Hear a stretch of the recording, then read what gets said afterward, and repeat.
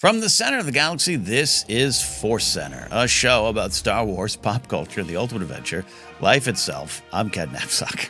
And I'm Jennifer Landa. I'm so tired still. I almost said, and this is Star Wars, which it is. It's Star Wars. But it's also ForceCenter. I love it. Star Wars. It feels very newsy. And this is Star Wars. And this is Star Wars. Breaking news. We, as often we tell y'all, we record most of our shows all on Mondays. And I am still, so even though this episode airs on Thursday and after our news show, I'm still recovering from a weekend of partying at a wonderful wedding. I can't feel my ankles, my calves, my knees, and my voice is shot. So I'm a little out of it, but having fun. Before we get to all of that, we got Star Wars questions, by the way. We got some questions from our fans on Discord this time. We're going to let you know, as always, today's podcast is brought to you by Audible. Get a free audiobook and a 30-day free trial at audibletrial.com/ForceCenter. Over 180,000 titles to choose from for your iPhone, Android, Kindle, or MP3 player. Every once in a while, we highlight MP3 player like it's a bit of a joke. And in our Discord, we've had people share their MP3 players from the past. Yeah. We are recommending still one of my all-time favorite Star Wars books. I mean that. It is Rebel Rising by Beth Revis. Great book. Is a young adult Star Wars novel. I hate that title or that tag because it's beyond that. It's great. It's got some of the best Jyn stuff, some of the best Saw Gerrera stuff. Check it out if you haven't had a chance to listen to it. Get Rebel Rising by Beth Revis on us. Download your free audiobook today by going to audibletrial.com/ForceCenter. Again, that's audibletrial.com/ForceCenter for your free audiobook. As always, we have a nice little Ask Jen. We're still looking at Patreon, yeah? That's right. Patreon is what helps keep this show going. We are so grateful to all of you who are on Patreon, to our patrons. And right now we have a goal of 415. We're currently at 411. Time of recording, yeah. At the time of recording. And at 4:15, we're going to do a private live stream. We don't know what we're going to do. It's going to be special and private. There may be dancing. There may be drinking or not. We don't know. That's the beauty of this. Done it all. I've done that all. Done it all. Right, exactly. Ewok celebrations.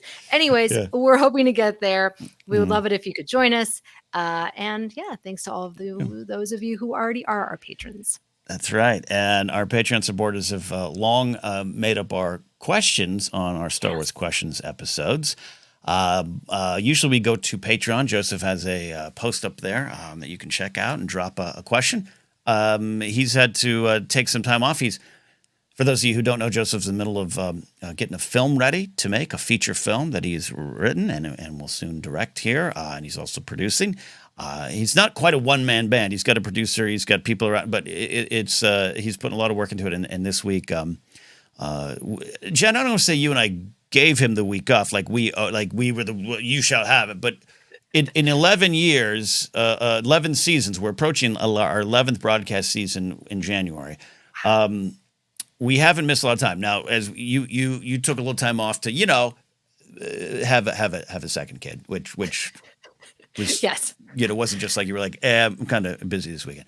And you're now in school full time. So if you ever just need to step out, you step out. But Joseph and I have to remind each other every now and then, after 10 years of almost doing at least 2 to sometimes 4 to 5 episodes a week of ForceCenter for 10 years with no breaks. Every once in a while, we can just miss a show. So Joseph is off getting his film ready, which is exciting. That's very exciting. Building sets, doing it all. Doing it all. And what I was starting to say is Joseph has that out there, and as he missed a question episode in September, I thought it'd be fun to go to our Discord directly.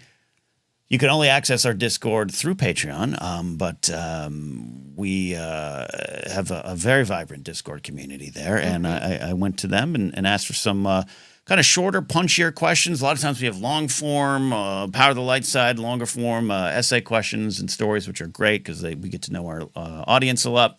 But I wanted some shorter and punchier questions. And Jen, we got them. Are you ready for our first question of the day? Yes. All right.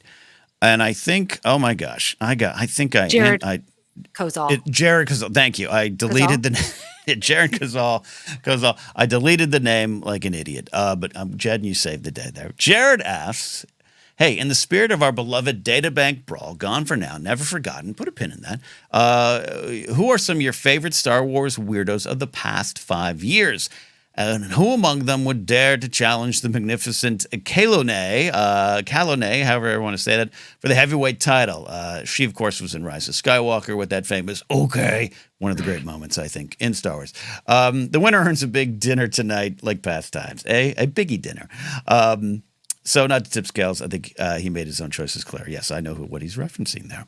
So Jared's asking this. I will say this while we have the opportunity, Jen. Don't forget, if you're a podcast listener, hope you are. We love having you here on YouTube. But if you haven't gone over to the podcast side, which is where the Heart and Soul of ForceCenter is, every Sunday we are re-releasing Databank Brawl. I think we're in the 30s. We've reached the 40s. Oh, wow.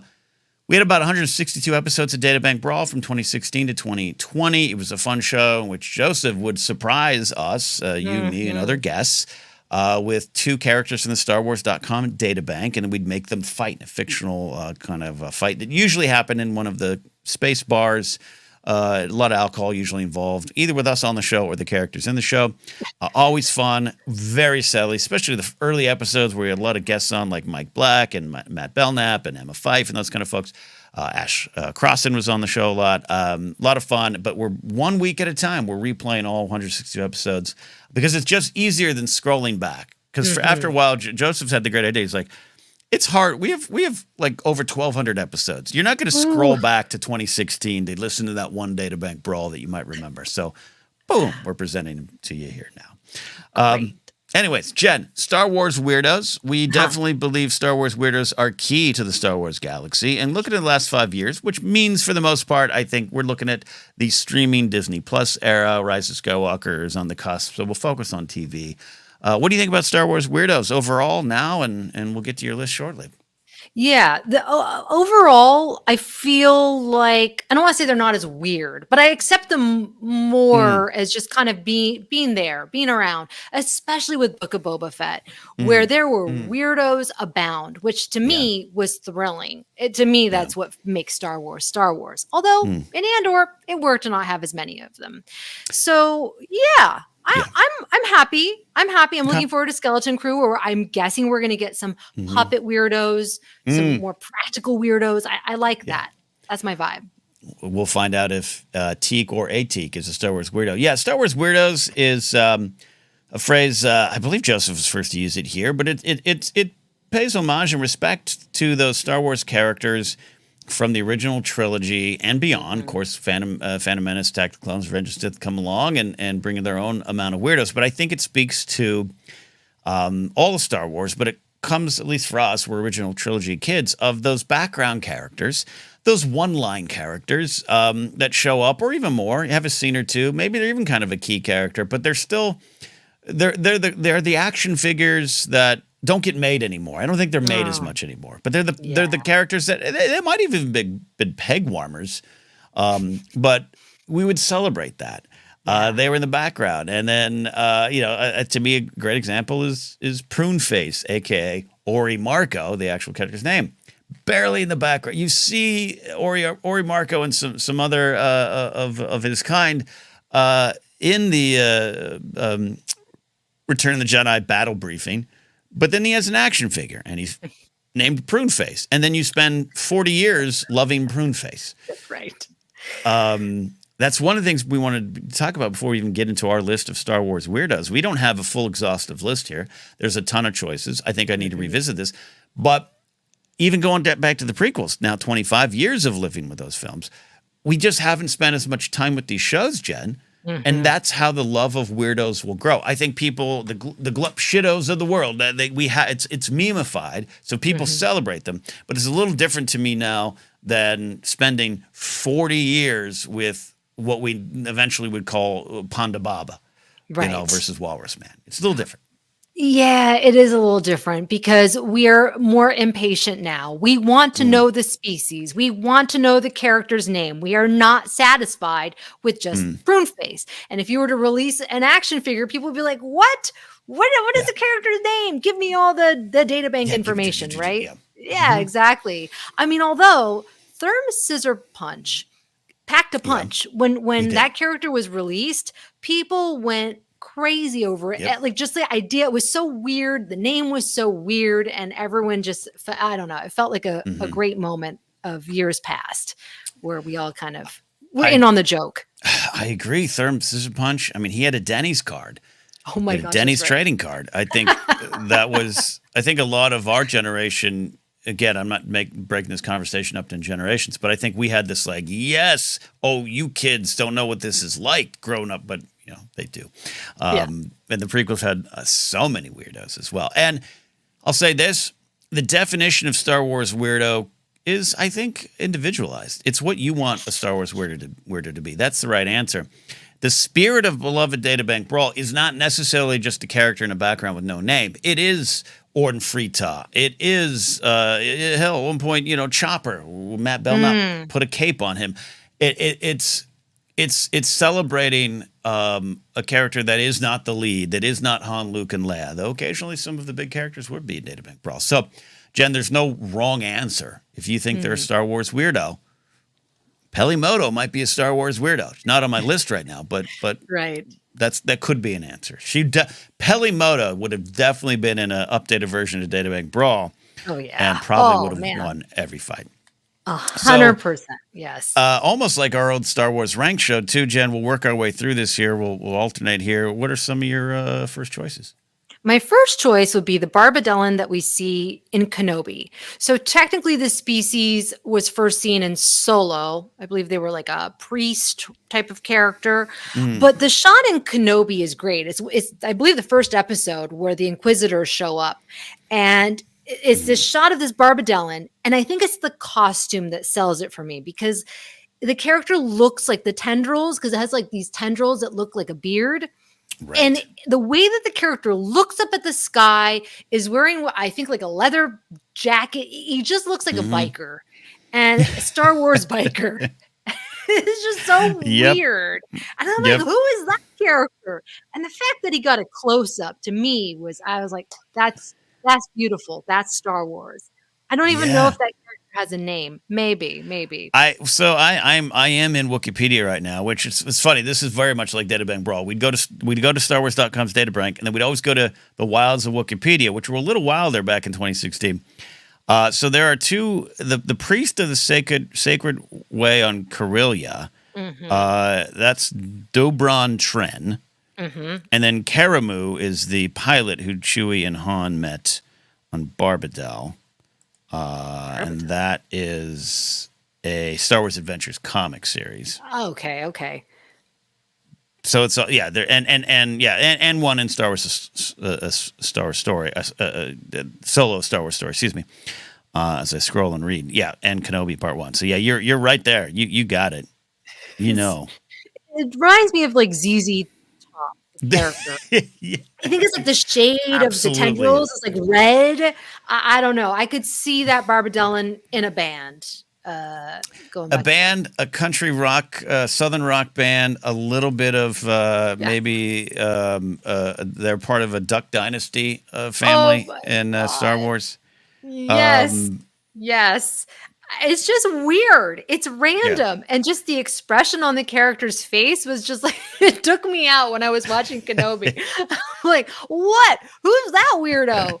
That's my threshold for weird. It feels random almost. And I like that. Who's that weirdo is definitely there. That's a great start here. I'll jump in here a little bit. We'll go to Kenobi. Yeah, let's go to Kenobi. We have some crossover here, I think. I have two from Kenobi, and you're right. You're either scanning the background, and that's definitely a Star Wars weirdo, or it's just someone that's in there, and you're like, and they have lines, they have a key scene, but you're never going to see them again. But you want the figure, you want to celebrate them, and you want to put them in Databank Brawl. In the Obi-Wan Kenobi series, two come to mind for me, and I got to go to Tika. She's the Jawa that's swindling Kenobi, even though he knows it. I think Tika is a great example of a Star Wars weirdo that's, from Jawas, definitely a well-known Star Wars species, celebrated, but then just brings her own personality to the proceedings that makes you want to know more. You want to see, if Tika was in Databank Brawl, she'd be like throwing sand in your face, stealing money from you, and still trying to win the fight. They may be winning the fight. So I love characters like Tika. It was a great moment for me in Kenobi. Yeah, it's the energy that certain characters bring. It's the Yes. feistiness, the oddness, sometimes like the brashness of them. With Callan, I can't pronounce the name. Callan. Oh, Kalane. Yeah, Kalane. Yeah, Helene. that's how I say It's it. But just the way that the line is delivered that was hilarious. I mean, the whole theater erupted in chuckles. It's I don't know. Yep. There's just like Look, a gumption. for all the conversations that could be had and are had around Rise of Skywalker, it gave us Kalane and it gave us Claude, two of the all-time great Star Wars weirdos. That was a victory for me. So Tika's one of my choices, but my other choice that I think's some character you like as well is the character of Freck, the truck driving Zach Braff voiced absolute Star Wars weirdo who has a great episode, features all through the episode. This is why that definition of Star Wars weirdo is a little wide. We celebrated. We did our Holdcron episodes here too for a while, Joseph and I, which we had done a couple years ago, where we focused on one character, and Freck came up. It was just. It just was it's Star Wars weirdness at its best to me, of just a workaday blue collar alien who's just, oh, hey, how you doing? Throw Zach Braff in, and then they double cross Kenobi. I celebrate Freck all the time. Freck is on my list because Freck looks so much like the Star Nose Mole, which is in our world. So the design of the character was just brilliant because I'm like, oh, this feels so real. And the performance and the whole character felt so real. Yeah. And yet it was weird. It was just weird. But that's the beauty of Star Wars, is taking something so absurd and making it grounded that you believe it. I believed. What is the character? It's a Condlorin. That's what the species is called. I had to look it up because back in the day, they didn't share what the species was. Condlorin. But it's just that weirdness mixed with the familiarity that I think is when Star Wars is at its best. Is that I will believe that mole is is a jerk. It's just on the mining planet Mapuzo. Yeah, and there's also too, I think for me, one of the defining characteristics of a Star Wars weirdo. It's not that it can't be a humanoid character in Star Wars. Many are. But I would argue even Boshek's a little bit of a Star Wars weirdo, turning down Kenobi and the Cantina and New Hope. But it's a little bit that has something to do with the design too, Jen. Yeah. And you love celebrating the Cantina and the weird creatures and getting the stories of the Phil Tippett's of the world and designing them. This definitely has the energy of designers in a workshop going, what if we did a character that's based on a mole here on Earth? And I think that's part of the fun of Star Wars Weirdos. Oh, yeah. And the way that they made the character Freck's face move, I'm sure it was blended with CGI and practical. It looked so real. It was just great. So expressive. Yeah. No, I think it was mostly practical. I remember they had some BTS stuff with Zach Braff voicing the character. But yeah, just again, fun. And I don't mind. Star Wars is serious, needs to get serious. It has that poignancy. It's both big and small. It is wild and real. Star Wars is all these kind of things. But I love knowing that in this galaxy, Freck exists. Star Wars Weirdo. And speaking of that, I want to go to Andor.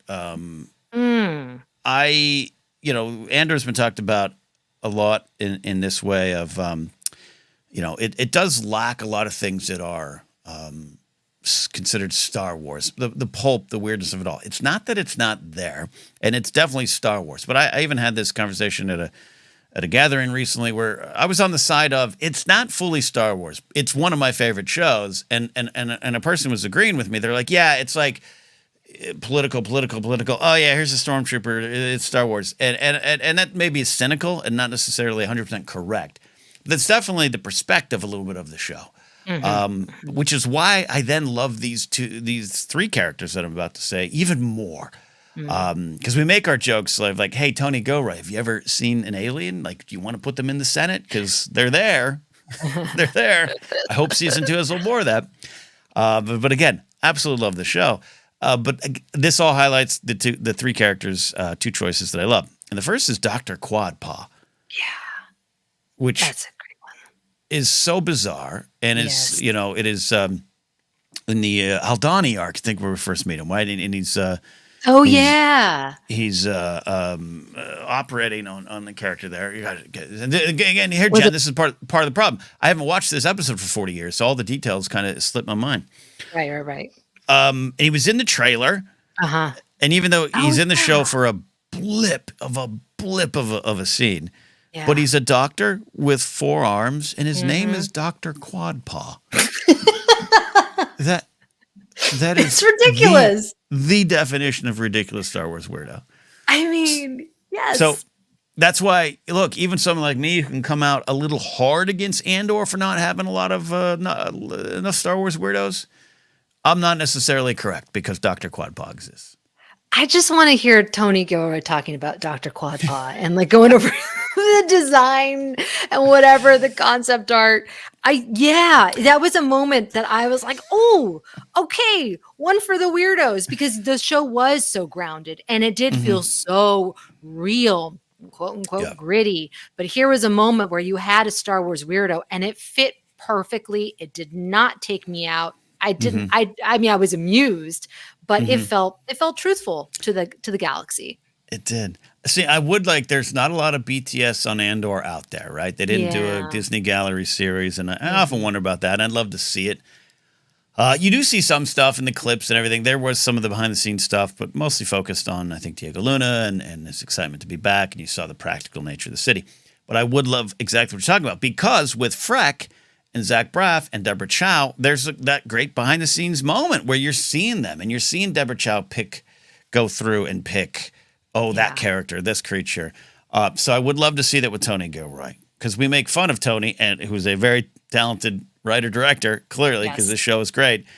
I feel as though I always have to put that caveat in there as I poke him a little bit. But like, you don't see him. I'd love to see him walking through and picking a design. Or does he just go, I don't care, you pick it?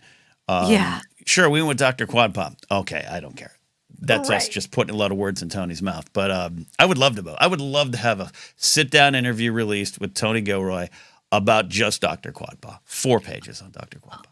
I would love that. And what weirdo gets in? What weirdos does he greenlight, and where does he think it goes too far, too silly, right? Yep. And here's the thing, where Dr. Quadpaw, the definition of a Star Wars weirdo in the sense of shows up one scene, not named. They don't say, Dr. Quadpaw, is he going to make it? It's just revealed later. But, and this is what Jared was hinting at, Jen, we need to celebrate 2 of the greatest Star Wars weirdos of all time that we can thank Tony Gilroy and Andor for. That Tony Gilroy absolutely had to decide and had to make a decision to put these characters in and give them important lines. We're talking about Dewey and Freedy, the brothers that Melshi and Andor run into after they escape.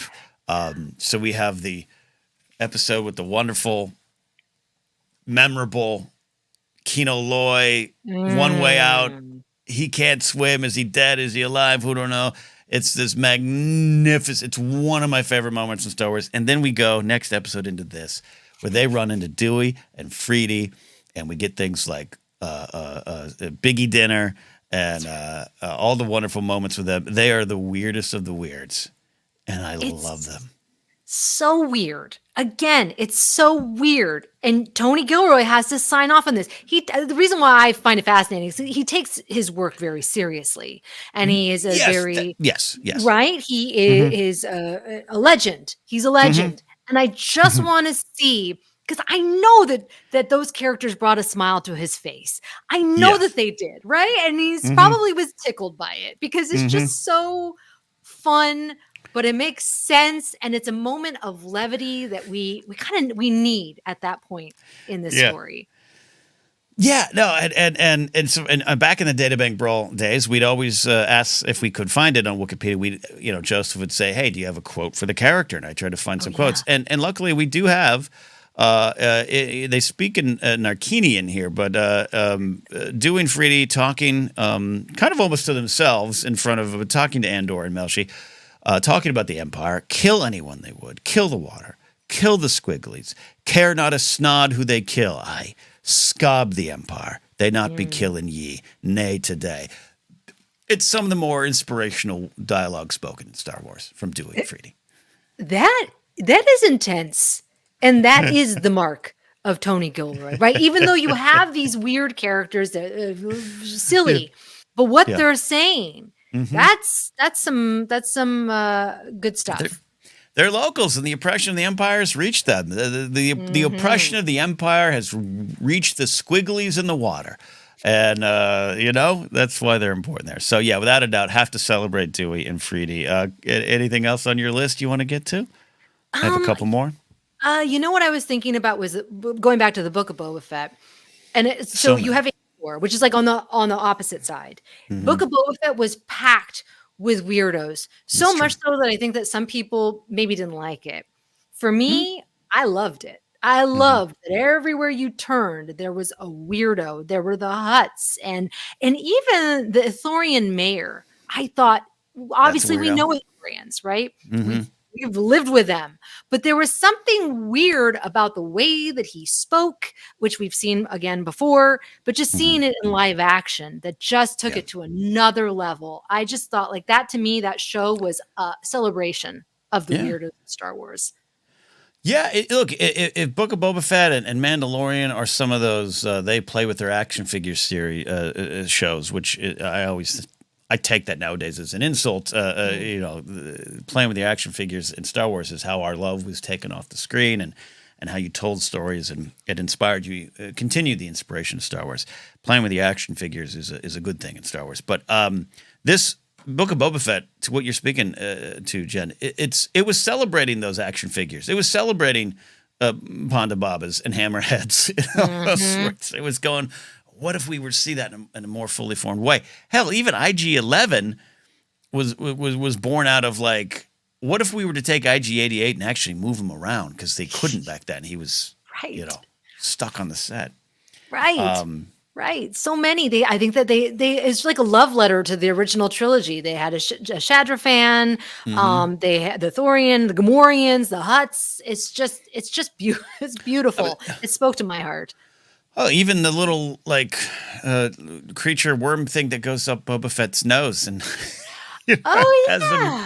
that's a weirdo. Star Wars weirdo to me. Yeah. There's almost too many to pick in Book of Boba Fett. I almost would have gone with the Gamorreans too, because they don't say much. They're just there. They pay the ultimate price. Rest in peace, Gamorreans. That's part of it too as well. I have a couple choices here, but anyone else on your list here? No, I mean Rise of Skywalker, the Anzellans. I'm grateful for their introduction. Babu Frick. But again, it's one of those things where I have not revisited it as much as I have, obviously, the original trilogy and other things. So I even, it's like even the weird random dialogue. I was laughing with our friend of the show, Matty Gunner. Check out his show with PLD, Holy Snokes. And we were at this wedding this weekend, but I had the prequels on the hotel the entire time, and just watching Revenge of the Sith and laughing at even some of those lines. There's Star Wars weirdo lines that they're not even said by weirdo characters, but they're just these one-off lines that become inside jokes with your friends over the years. Star Wars original trilogy had a ton of these that my friends and I would just communicate. Even Luke saying, it's the last mistake you'll ever make. Like that would be inside jokes and quotes between friends.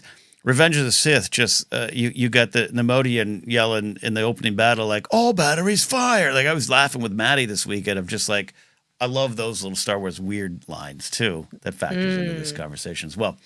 Well, I think we've put some great grand answers out there, Jen. Dewey and Freedy, perhaps the best of all. Yeah. Couple choices I want to put out there, though. I do want to pay respect to a character that has a lot of lines. Is kind of a I'll say main side character in Jedi, Star Wars Jedi Survivor, the video game, and that is Turgle. Perhaps one of the great Star Wars designs that's not celebrated as much, but that's a shame. Turgle is one of the weirdest things ever to exist in Star Wars. A male frog-like resident that is on the planet Kobo, and you're caught up with Turgle a lot. And it is just as imagined. It is a frog with long legs and a belt. A belt. I love it. He's in the Pylon Saloon. hanging on? I love frogs. Over Mm-hmm. the Garden Wall has become a family favorite in our house, and there is a frog in that series that goes by different names, George Washington, all sorts of different random things. I've become obsessed. I've always loved frogs, but now I have an obsession. I came across a Mm-hmm. frog purse that I wanted. Okay. It's like literally like a plastic frog with handles on it. So seeing this turgle, Mm-hmm. I'm like, when are we going to get this in live action? I need to see this turgle. I need to hear it speak. How does it Yeah. talk? Does it talk?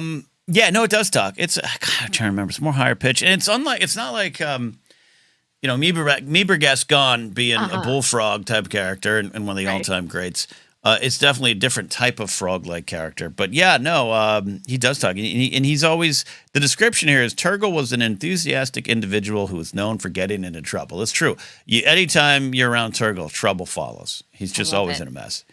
Yeah, you got to look up some cutscenes of Turgle. I think you'll love Turgle. I am already And in then love. the final one. This is a character that absolutely would have appeared in Databank Brawl. And who knows? If we ever one of the reasons we pull back on Databank Brawl is pandemic hit. We were then broadcasting in separate locations, and Databank Brawl is an improv show, and it's just kind of you got to feed off the energy of the person in the room here. So that's one of the reasons we pull back on the Databank Brawl shows. But maybe we'll make it a Patreon goal. Do a special Databank Brawl episode. But if we were to continue to do Databank Brawl, this character would have shown up, and this character does not have a name as of right now. It is from The Mandalorian, from season 2. I believe it is the episode in which we meet Bo-Katan, and she returns to the Star Wars fold. But it is the Mon Calamari dock worker. This is the dock worker that has a very in-world, modern-day pullover sweater on, a turtleneck, that you could get at the Gap. And it's still one of my favorite weird things that it kind of took me out of the story a little bit, but in a good way, where you're spending the next 3 minutes going, that was a turtleneck sweater on that Mon Calamari, right? Right? Did I see that? He's just working the docks, having some clam chowder. And I would absolutely want to see what he does in a fight. I think that is exactly the spirit of Databank Brawl. And Mon Calamari dock worker is my final choice today. Wait, the worst part is I literally did just buy the sweater at the Gap. I literally did. You're ready for Halloween, Jen. You're ready for Halloween. It's a cable knit sweater. It is blue. Yeah. Oh my gosh.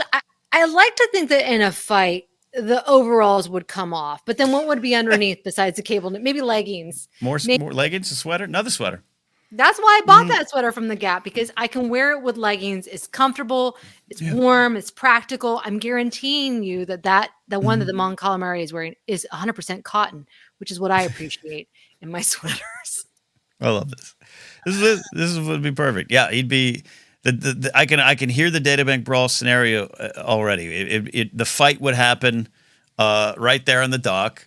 Yes. He'd be upset at you over your ship landing or whatever, and the fight would be on, and that's what we used to do on Databank Brawl. So those are our choices. Jared, that was a great question. Really getting our minds working. And this isn't, none of this is said with in a negative way, but yeah, we just don't spend as much time. I've watched the Kenobi series, all episodes, like 3 or 4 times, but that is nothing compared to a lifetime of sitting down with a New Hope VHS cassette or DVD, then Blu-ray. Like, and this question in 10 years for our generation, I would love to know the younger generations that might be spending more time with it. Their answers would be fascinating as well. So if you're watching on YouTube or out there on social media, let us know what are your favorite modern Star Wars weirdos of the last 5 years. You might have different answers than us. We're going to take a break, Jet. On the other side, we are going to the original trilogy. We're going to the heart of Empire Strikes Back and have an important question that we're going to try to answer. So stick around here for more questions on ForceCenter. We are back here answering your questions thanks to our patron supporters who ask these questions on our Discord. And Jen, are you ready for this question from Andrew McNaboo Fighter, one of our favorites around there? It's a deep question. It really is. Yeah, it is. Joseph's on break. We might have to ask him this question when he comes back. Yeah. If Luke, as in Luke Skywalker, asks Andrew, had joined Vader at the end of Empire Strikes Back. So Vader puts out that hand, Join me and we'll rule the galaxy as father and son. And Luke goes, that sounds pretty cool. Let's do it. Who would have been more upset? Yoda, Leia, Obi-Wan, or the Emperor? And at this point, I guess it would be the ghost of Obi-Wan. Who would be more upset, Jen? Now that I'm thinking about it, at that time, I think the audiences would have been very upset. They would have been the most upset. True. I'm really conflicted with who would be the most upset. Naturally, I say Leia because she has a very strong bond that's obviously familial. It's there, right? But then I'm like, well, of course, Yoda and Obi-Wan would be upset as well. They have a strong bond. And so I'm going back and forth with what would differentiate between who has the strongest bond with Luke, who would be the most disappointed. Yeah. I don't know. I'm torn. I think we can run through all the options here. And yes, the audience in 1980 would have been. But look, I think you can make a case for the Emperor being, again, the question is who would be more upset. But at the same time, Palpatine knows this is the game, and now in the comics, and I think they do it a little too much in the comics nowadays, but there is just kind of a running theme of the Emperor's pretty mean to Vader, always testing him, always hurting him, always trying to say, what's wrong? What are you, a wimp? Stan, why don't you kill me? Come on. Oh, I know you want to kill me. So if this had worked, I think the Emperor would have been upset because maybe he thought, I'm going to lose the power, but also, it kind of was in his mind, and again, Palpatine's always playing some sort of long game or many long games, but, hey, he could be, Vader's kind of like, hey, he could be a powerful ally, which comes maybe from Vader's intentions to do bad, but the Emperor buys off on the idea. And he probably knows what that could mean. So in a weird way, even as Vader and Luke are killing him in a different way than Return of the Jedi or later than with Rey and Rise of Skywalker, he might be like, I'm upset you're killing me, but I'm proud of you. It's the Sith life. You know what I mean? You know what's going to happen at some point. It's never going to end well if you're a Sith. It's never going to. Even when you buy into it, Dooku's look of surprise in Revenge of the Sith, which I saw again this weekend, is great. Because it's like, you knew what was happening. You knew this was an option. Come on. Yeah. Now.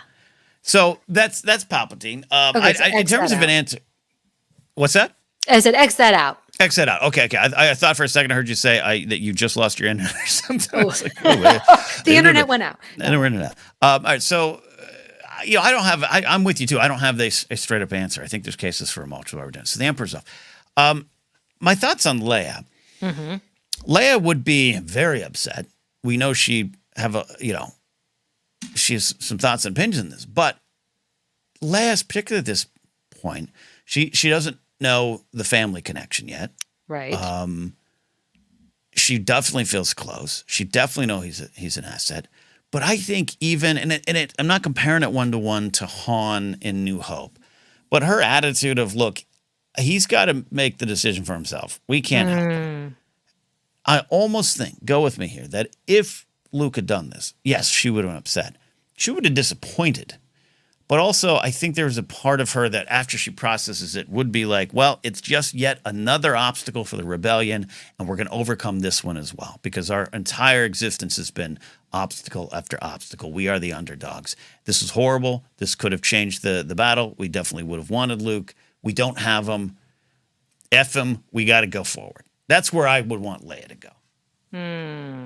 That seems very plausible. And really, you're right. At this point in the story, in the movies, with what we get on screen, she does not have that. She has a bond, but it's not like what we see, obviously, in Return of the Jedi, where it's very clear that she is sensing something. So, yeah, you're right. She's going to be much more pragmatic. She's going to be able to set aside her feelings and do what's best for the galaxy. That is who she is. All right. Take her off the board. Others could be upset. Look, if Han wasn't in Carbonite, he might be more upset, but I think, and again, not that Leia wouldn't be upset, disappointed, hurt, sad, all those things. But I think at the end of the day, she would have dusted herself off and been like, all right, just one more thing. And that's why we love Leia. But yeah, like I said, maybe off the list. So it leaves Ghost Obi-Wan and Yoda. So the first thing we'll go to, Jen, is, look, Yoda in Empire Strikes Back does mention another hope, which we definitely take as Leia. George Lucas, in some comments, has said that, again, what his 7, 8, and 9 films would have been is often discussed, debated, but no one truly knows because very few people have seen those. And if they have, they're not really sharing it. But, I think there's been some George would have made Leia the chosen one by episode 9. Conversations are out there. Again, the measure of truth, you decide. But Yoda says that. So where do you go with that? Is Yoda upset? Or is Yoda like, well, Kenobi, I told you? I'm leaning towards Kenobi, I told you. I think that he witnessed so much doubt in Luke. I think that it's like, well, yeah, I kind of saw this coming. I don't think he would have been upset. He would have been disappointed, but I don't think he would have been surprised. So. Yeah. Look. That's where he's going. And then there's modern storytelling, the from a certain point of view, books which are considered canon light or canon adjacent. Mileage varies on those. I take them as mostly canon. But, that's one of my favorite things from the New Hope one, which is Yoda really being like, no, Leia's the choice because Leia is private. Because Leia would be like, oh, sorry, well, the rebellion's still on. I'm still going. And had more well-rounded skill set in his mind. It just seemed like the better decision. And Kenobi convinces him, no, it's Luke. It's a fascinating conversation to have around this topic. So I think he would have been, I don't want to say, it's not that Yoda would have been smug. You're not suggesting he's smug either, but like, hey, we saw this coming. Look who his dad is. Right.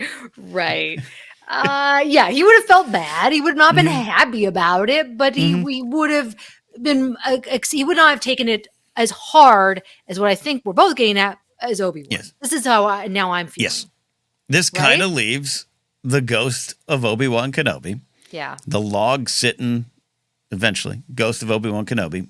And I think he would have been the one the most upset. I think there's, and this is, by the way, this is Kenobi post the events of the Kenobi series where he comes to terms and grips with a lot of what happened with Anakin. I think he's in a better spot. But a lot of that when he emerges on the other side, and this is where we'll one day maybe pitch this question to Joseph, Kenobi emerges on the other side and his focus is on Luke. And he does convince Yoda, at least begrudgingly, Yoda accepts that, all right, Luke is this new kind of chosen one, and he's the one that's got to lead this charge, change his father, and runs off, falls prey. Now he joins up. I think Kenobi would be like, I think he would be a little bit of, even in the afterlife, here I go again. Yes. Some failure. Yeah. 100%. We saw, really it's Kenobi to me, the series Kenobi, that shapes my view of how Obi-Wan would accept this. And what we see in Kenobi is he does have, he feels such tremendous guilt and pain and hurt and upset, and he feels responsible, right, for Anakin's downfall. And he, yes, at the end of the series, he does kind of make peace with that. But we see him like seeing hope in young Luke and feeling this like need to watch over him and care for him. He feels invested in Luke's life and livelihood. So then to have to go through this again, I think he would be devastated. I think he would feel absolutely responsible. Like this would have never happened if he had been able to save his father. And this is my fault. And this child fell prey to this, but it's not the kid's fault. It's my fault. I think he would have taken it really hard. Sitting on that log, looking forlorn. Especially because, maybe I say this somewhat in jest, but I think Kenobi would be like, I died for you. Yeah. Like right. I lifted up my saber. It took a lightsaber I got cut in two for you. I died, Luke. I put my money on you. I bet on you. I convinced everyone. I believed in you. My whole life towards the end was about protecting you for a good reason. And look what happened. I think just by default, Ghost Kenobi in the afterlife would be like, I did this. I could have been in my hut. I could have just not got involved. Right, exactly. What did I do this for? Oh, the sacrifice. It's tough. It's Yeah, tough to be. yeah, and then he's got to come sit on that log on Dagobah. Maybe Qui-Gon reappear. Maybe he and Ghost Qui-Gon are sitting there talking with the still alive Yoda, and Yoda's probably at point. Yeah, he might be a little smug. The galaxy's effed. We're effed. We're effed. But then Yoda be like, no, we're not, because Leia's in charge still, and she's going to get us through. Right. Oh boy. Well, I was gonna say that'd be interesting to see. Never. Never. Who knows? Maybe they could be. Maybe if they ever do the Star Wars series, and I know there was the Dark Empire, a lot of those things, the comics that had done in the past in the EU. But maybe that would be the answer. Maybe that would be the what if that would do if they ever release that. But fun question, and something to discuss. Andrew will bring Joseph back, and just maybe we'll just toss it at him. At the end of an episode, Jen will be like, "All right, we answered. Yeah. Where's your answer?" Yes. It would be heartbreaking. Well, a lot of fun. Thankfully, we don't have to ask that because Luke did the right thing. A lot of fun. Thanks for the questions out there, all of you who support us and listen and get into our Discord. We really appreciate it. You can find us on social media at ForceCenter Pop. Facebook page is ForceCenter Podcast. We're on Instagram, here on YouTube. Leave your answer down below, too. If you're watching on YouTube, comment your favorite modern Star Wars weirdos, and comment who would be more upset. Show your math. We're a podcast available in a lot of spots where podcasts are. Just search, you'll find us. Merch available 2 locations, tpublic.com/user/ForceCenter or Fourth Wall. Our link is on YouTube for Fourth Wall as well, and we'll be adding some stuff shortly there. You can support us directly on patreon.com/ForceCenter. Follow me at Ken Napzok. Go to my website, kennapzok.com. Stand-up comedy dates for the year are probably done unless you're local in LA, but check there for updates or get information on how to listen to my radio show, Pop Rockin' Radio. Jen, where can they find you?